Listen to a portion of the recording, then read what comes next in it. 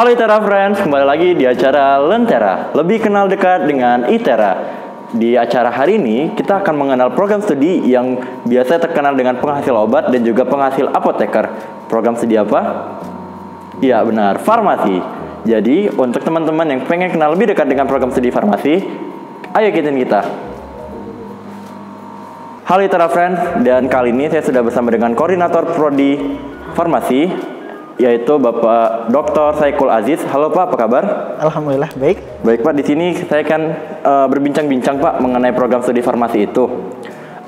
Kira-kira Pak, apa sih yang perlu diketahui oleh mahasiswa baru yang ingin masuk ke program studi farmasi ini mengenai program studi farmasi Pak? Baik, kalau misalkan dari program studi farmasi itu sejarahnya pertama berdiri itu pada tahun 2017, tepatnya pada tanggal 19 September tahun 2017 melalui SK dari Menristek Dikti.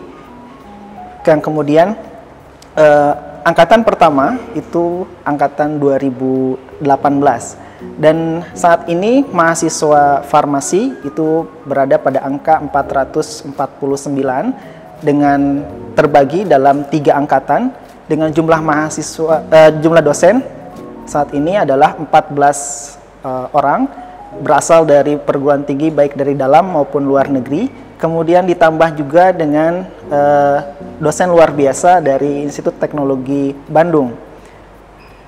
Untuk akreditasi program studi farmasi saat ini telah memperoleh ataupun telah terakreditasi oleh LAMPTKES atau Lembaga Akreditasi Mandiri Program Perguruan Tinggi Kesehatan dengan predikat baik. Baik Bu, berarti dari farmasi ini sendiri dosennya itu tidak hanya dari ITERA ya Pak, tapi juga bekerjasama dengan ITB begitu Pak? Ya, jadi ada dosen luar biasa dari sana karena memang kita adalah binaan dari Institut Teknologi Bandung gitu. Baik Pak. Fasilitas apa saja sih Pak yang dimiliki oleh program studi farmasi ini Pak? Kalau untuk fasilitas, prinsip dari Institut Teknologi Sumatera adalah sharing facility. Jadi semua laboratorium ataupun fasilitas yang ada di Institut Teknologi Sumatera kita bisa gunakan semuanya. Akan tetapi untuk beberapa mata kuliah misalkan ataupun praktikum khusus, terutama lebih ke farmasinya, itu kita ada 3 laboratorium khusus. Ada laboratorium farmakologi, kemudian juga ada laboratorium teknologi, dan ada laboratorium kimia farmasinya gitu. Kalau yang untuk yang sekarang sedang kita bisa lihat nih Pak di belakang kita nih Pak, ini mereka sedang melakukan apa Pak? Ya, ini adalah salah satu contoh praktikum farmasetika ya, kita berada di laboratorium teknologi farmasi ya. Pak, apa sih yang membedakan program studi farmasi ini dengan program studi lain? Apa gitu Pak hal yang menarik di program studi farmasi ini Pak? Oke, untuk ciri khas dari Institut Teknologi Sumatera sendiri itu ada 2. Pertama, kita itu memiliki tahap persiapan bersama. Jadi semua mahasiswa pada awalnya akan masuk melalui tahap persiapan bersama, yang kemudian nanti akan dilanjutkan dengan tahap sarjana di program studi masing-masing gitu. Nah, untuk kekhasannya sendiri, kita di farmasi ini memfokuskan ke 2 bidang, yaitu adalah bidang farmasi klinis dan komunitas dan juga farmasi bahan alam. Kenapa 2 bidang ini kita fokuskan? Karena prospek ataupun peluang yang bisa kita kembangkan dari sini di Sumatera itu masih terbuka lebar gitu ya. Jadi kita bisa memanfaatkan ataupun potensi-potensi yang ada di Sumatera. Oh, berarti dari kekhasannya ini bakal bermanfaat untuk Pulau Sumatera lebih tepatnya gitu ya Pak? Ya, khususnya kita mendukung ITERA itu adalah Center of Excellence dari ITERA for Sumatera, khususnya untuk Sumatera terlebih dahulu, tapi umumnya kita untuk Indonesia. Oh, baik Pak. Berarti nggak hanya Sumatera, tapi skalanya lebih besar yaitu nasional Pak? Iya, begitu. Di program studi farmasi sendiri nih Pak, sistem belajarnya itu bagaimana Pak? Untuk di program studi farmasi, karena kita mengikuti aturan ITERA itu ada 2 tahapan. Pertama, mahasiswa akan masuk ke dalam tahapan persiapan bersama selama 2 semester, itu ada 36 SKS. Dan setelah mereka lulus dari tahap persiapan bersama, kemudian mereka akan lanjut ke tahap sarjananya, itu selama kurang lebih 3 tahun, ditempuh kurang 6 semester, itu berjumlah sekitar 108 SKS. Jadi setelah itu mereka total SKS yang ditempuh untuk program studi farmasi adalah 144 SKS, seperti itu. Kalau ingin berkuliah di khususnya program studi farmasi ini Pak, kira-kira mata kuliah apa saja sih Pak yang perlu didalami oleh calon mahasiswa baru untuk program studi farmasi ini Pak? Kalau untuk basic dari sekolah menengah atas itu kita biasanya dari program studi ataupun kekhasan dari IPA, jurusan dari IPA ataupun dari kejuruan yang berasal dari farmasi, contoh SMK farmasi gitu ya. Karena kita itu farmasi adalah apply science ataupun penerapan dari basic science dari fisika, kimia, biologi dan juga matematik, sehingga basic untuk sainsnya itu harus kuat terlebih dahulu kalau misalkan kita mau ke farmasi, seperti itu. Berarti untuk calon mahasiswa baru, kalian harus mendalami program studi kayak biologi, matematika, fisika, kimia itu jangan sampai dilupakan. Dan juga Pak, di program studi farmasi ini sendiri Pak, apa saja sih Pak titik fokusnya Pak untuk kedepannya nanti? Oke, kalau untuk di program studi farmasi ini sebenarnya kita pelajari semua untuk mata kuliah yang ada di program studi farmasi, tapi kita akan memfokuskan ke dua bidang, yaitu bidang farmasi klinis dan bahan alam, karena ini adalah potensi yang sangat diperlukan khususnya untuk Sumatera, karena ini adalah dua bidang yang prospeknya masih terbuka luas untuk di Lampung khususnya, pada umumnya juga di Sumatera dan Indonesia, seperti itu. Baik Pak. Di program studi farmasi sendiri kan ini baru 2018 ya Pak, berarti belum memiliki lulusan Pak? Belum.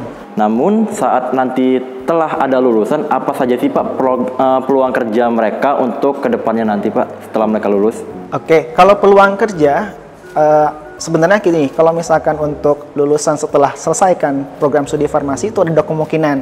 Pertama, dia akan melanjutkan ke program profesi apoteker tentunya, dan kedua ke dunia kerja. Nah, ke dunia kerja ini kita bisa ke industri, misalkan industri obat dan makanan, itu bisa di bagian QC atau quality control, kemudian juga bisa di quality assurance atau QA, dan juga di bagian produksi. Dan kemudian kalau misalkan untuk di pemerintahan itu kita bisa juga di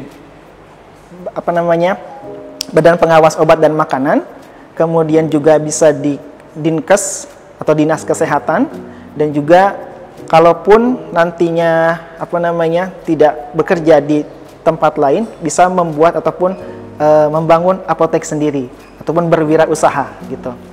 Dan prospek lainnya juga bisa kemana-mana, bisa ke tempat riset seperti mungkin LIPI, kemudian BNN gitu ya, karena lapangan pekerjaan untuk farmasi ini sangat luas gitu. Wow, berarti banyak banget nih peluang kerja untuk lulusan farmasi nanti. Kalau kalian pengen buka usaha sendiri bisa buka apotek di rumah, pengen kerja di industri juga bisa, dan juga jika kerja di negara juga bisa, begitu ya benar Pak. Yang terakhir Pak, apa sih pesan Bapak untuk calon mahasiswa baru farmasi di tahun 2021 ini Pak?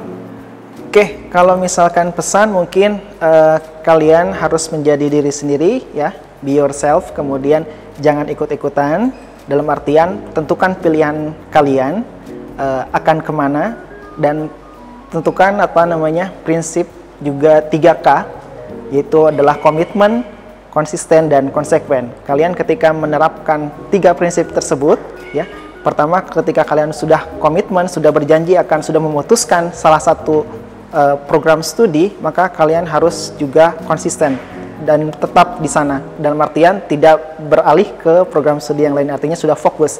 Dan yang terakhir adalah kalian harus konsekuen, artinya kalian harus berani bertanggung jawab dengan apa yang sudah kalian tentukan tersebut. Berarti yang bisa saya simpulkan dari pembicaraan kita pada hari ini, jika kalian ingin masuk ke program studi farmasi, yang pertama kalian harus menguasai dasarnya, basicnya, yaitu di mata pelajaran matematika, biologi, fisika, dan kimia. Lalu saat kalian sudah masuk ke program studi farmasi ini, kalian harus konsisten dan konsekuen, dan juga yang pastinya kalian harus bisa bertanggung jawab dengan pilihan kalian sendiri. Begitu benar Pak? Ya. Mungkin itu saja Pak untuk bincang-bincang kita pada hari ini. Terima kasih untuk waktunya Pak, semoga Bapak sehat selalu. Dan untuk ITERA Friends, jika kalian ingin tahu lebih lanjut lagi mengenai program studi farmasi, ayo ikutin kita terus. Bye-bye.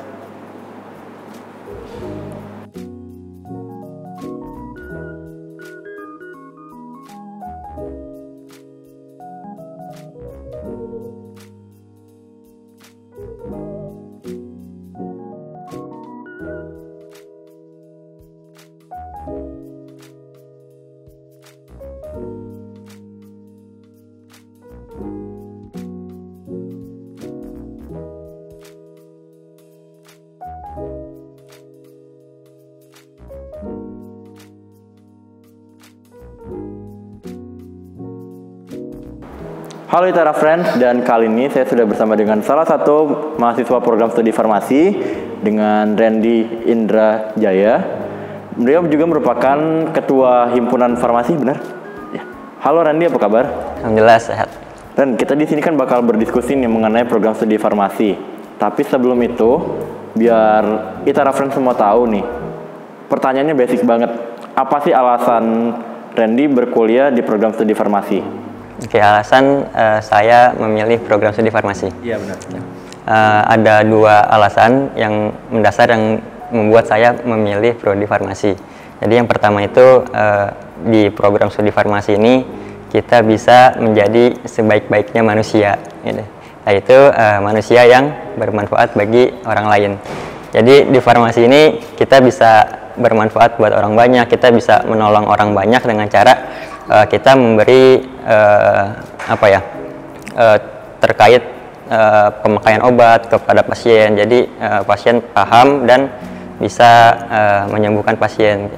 Berarti secara nggak langsung nih alasan Randy berkuliah di program studi farmasi itu supaya bermanfaat untuk orang lain begitu. Pertama itu.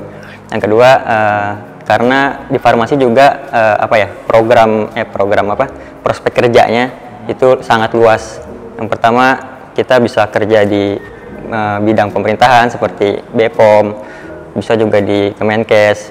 Kita juga bisa bekerja di industri farmasi, industri kosmetik, bahkan bisa masuk ke industri pangan. Kalau Randy sendiri nih pengennya setelah lulus nanti ke industri yang mana? Mungkin kalau saya lebih ke industri farmasinya. Oh, berarti pengen masuk ke lebih jauh dalam dunia industri farmasi gitu ya? Selama Randy menjadi mahasiswa farmasi nih, apa sih serunya berkuliah di program studi farmasi itu? Supaya Itera Friends ini tertarik nih mau masuk program studi farmasi itu. Serunya berkuliah di program studi farmasi. Yang pertama, kalau buat saya di farmasi ini banyak praktikumnya. Jadi saya seneng gitu kalau kita kerjanya di lab. Oh, seneng praktikum? Seneng praktikum tapi nggak seneng laporannya. Oh, nggak seneng laporannya. Untuk praktikumnya sendiri itu ada praktikum apa aja sih kalau di program studi farmasi ini? Kalau di farmasi kita belajar pertama tentunya cara buat obat gitu. Yang pertama kita buat banyak jenis obat. Yang pertama ada tablet, terus kapsul, pil, bisa larutan, lalu salep, krim, gel gitu, dan lain-lain. Berarti banyak jenisnya. Banyak untuk sediaannya. Untuk mata kuliahnya sendiri nih, kalau di farmasi itu mata kuliahnya apa aja sih? Kalau yang pertama di TPB dulu kan ada pengantar prodi ya. Itu ada anatomi fisiologi manusia, itu dasar dari tubuh kita gitu. Itu yang di TPB. Lalu di tingkat selanjutnya di semester 3 itu ada farmakognosi. Lalu kalau farmakognosi ini kita belajar tentang bahan alam, tumbuh-tumbuhan kayak gitu. Terus farmakologi, lalu farmasi fisik, dan masih banyak lagi. Wah, berarti banyak banget ya untuk mata kuliahnya gitu ya. Kalau untuk titik fokusnya nih, kalau di farmasi itu apa aja sih keminatannya gitu, perminatannya? Kalau keminatannya ada 3 bidang sebenarnya. Yang pertama bahan alam, yang kedua klinis, yang ketiga industri. Ada 3 bidang itu. Kalau yang bahan alam lebih ke ekstraksi senyawa-senyawa kimia yang ada di tumbuhan. Kalau klinis lebih kayak untuk mempersiapkan untuk kerja di rumah sakit dan apotek. Kalau yang untuk industri yaitu kita untuk mempersiapkan diri terjun ke industri farmasi. Begitu. Selain di kegiatan akademik nih, di farmasi itu kegiatan non akademiknya itu apa aja tuh? Kayak mungkin kegiatan himpunan, ada nggak sih?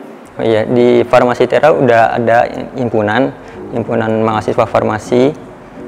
Untuk kegiatannya kurang lebih masih diisi dengan ya sekedar sharing-sharing kayak untuk mempersiapkan UTS atau UAS gitu. Biasanya dilakukan tutorial untuk materi-materi seperti matdas, kimia dasar, fisika dasar itu rutin kita lakukan tutorial. Terus kita juga tentunya selain akademik juga kita kan harus mempersiapkan iman lah kalau bisa dibilang. Jadi ada beberapa kegiatan yang udah dibuat, biasanya nama acaranya itu KAFAN, kajian farmasi nih gitu. Kemarin yang terakhir kita mengusung tema itu iman fast charging. Jadi di keadaan sekarang pandemi kan ya di rumah terus, nggak pernah kajian gitu kan. Jadi perlu ya kita beri suatu tips untuk cepat gitu mengisi iman kita kayak gitu. Wah, berarti sekarang itu nggak hanya smartphone aja yang bisa fast charging, tapi iman juga untuk memanfaatkan kayak lagi sekarang di rumah terus gitu ya. Nih, sebagai kamu kan mahasiswa farmasi ini udah sekitar 2 tahun ya, benar? Ya, 2 tahun. Udah mau jalan 3 tahun. Apa sih kesulitan yang kamu rasain sebagai mahasiswa farmasi itu? Untuk tahun-tahun pertama, karena materinya banyak, terus beban belajarnya bisa dibilang berat, itu kesulitannya di manajemen waktu sebenarnya di pertama. Kita harus bisa ngatur kapan ngerjain tugas, kapan belajar, kapan buat jurnal. Jadi perlu disiapkan gitu manajemen waktu yang baik sebelum kita masuk ke farmasi. Berarti kesulitan yang Randy rasain ini hanya di manajemen waktu nih. Untuk mata kuliahnya sendiri, menurut Randy sulitnya itu di mana? Karena kalau farmasi ini kan kebanyakan mata kuliahnya itu hafalan gitu, jadi butuh ya energi ekstra lah untuk belajar. Jadi butuh banyak waktu, nguras banyak waktu, banyak tenaga, banyak pikiran. Kan Randy sendiri ini banyak di farmasi ini banyak hafalan. Bagaimana sih cara Randy menghafal banyaknya materi itu? Saya sebenarnya kurang bisa ngafal. Jadi setiap minggu itu diulang pelajarannya. Jadi di awal di kelas kita catat, nanti kalau ada waktu luang kita ulang pelajaran yang udah kita catat di catatan kita. Kayak gitu sih paling kalau saya. Tuh, jadi gitu ITERA Friends, kalau kalian kesulitan dalam menghafal, berarti kalian harus sering-sering mengulang pelajaran yang sama agar terbiasa dan kita juga jadi hafal sendiri, begitu kan Ren? Apa sih harapan Randy untuk program studi farmasi ini ke depannya? Untuk program farmasi ITERA, harapan saya ya semoga farmasi ITERA ini bisa mencetak lulusan-lulusan terbaik dan juga berkualitas gitu, dan bisa bermanfaat untuk masyarakat setidaknya. Untuk pertanyaan terakhir nih, apa sih saran yang mau Randy kasih untuk calon mahasiswa baru farmasi? Pesan ya? Iya, pesan, saran, kesan boleh. Pesan saya buat calon mahasiswa nih, pertama kenali diri sendiri dulu gitu. Kita harus tahu potensi diri kita. Jangan sampai kita masih ragu nih potensi kita apa, lalu kita maksain masuk ke farmasi. Jadi ditakutkan saat udah masuk malah prosesnya ya itu nggak dijalani dengan baik, malah nanti capek, nggak kuat gitu kan, malah nanti kepikiran wah salah jurusan nih. Jadi jangan sampai terjadi kayak gitu. Jadi penting banget buat kita tahu dulu nih potensi diri kita di awal sebelum memilih jurusan yang mau kita pilih gitu. Jadi untuk kita reference kalian yang ingin masuk ke program studi farmasi, kalian harus bisa mengenali diri kalian sendiri terlebih dahulu, dan juga harus tahu potensi diri kalian itu di mana, agar kalian ke depannya tidak menyesal setelah mengambil sebuah keputusan. Dan juga untuk di program farmasi ini sendiri, kegiatan akademik dan non akademiknya itu seimbang. Untuk di akademik ada praktikum, ada kuliah seperti biasanya, dan juga untuk di non akademik ada kegiatan himanya. Benar begitu?